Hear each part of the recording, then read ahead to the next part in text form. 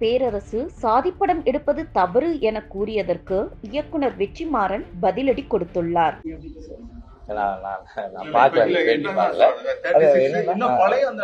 கடந்து வந்துட்டாங்க மக்கள். இன்னும் அதை வைத்தே படம் எடுத்து இன்னும் மக்களை புண்படும் செய்கிறாரா வெற்றிமாறன்? எனக்கு எப்படி பதில் சொல்லணும்னு தெரியல. ஆனா வந்து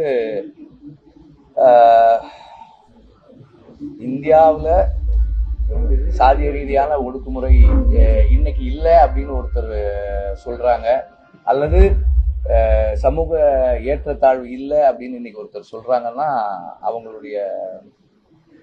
அவங்க எங்க வாழ்ந்துட்டு இருக்காங்கன்னு எனக்கு தெரியல. அப்ப இருக்கா தமிழகத்துல?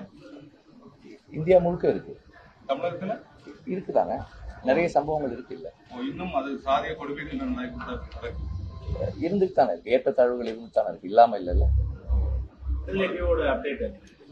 விடுதலை 2 ஷூட்டிங் தான் போயிட்டு இருக்கு. அதுக்காக இங்க வந்திருக்கோம்.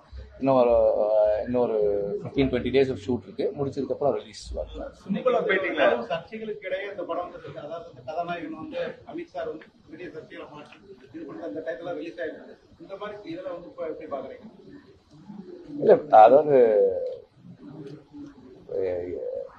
ஒரு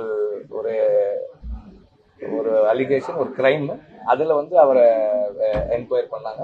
அந்த என்கொயரி முடிஞ்சிருச்சு, படம் ரிலீஸ் ஆயிருக்கு. செய்திகளை உள்ளது உள்ளபடி தெரிந்து கொள்ள ரெஃப்ளெக்ட் நியூஸை சப்ஸ்கிரைப் பண்ணுங்க.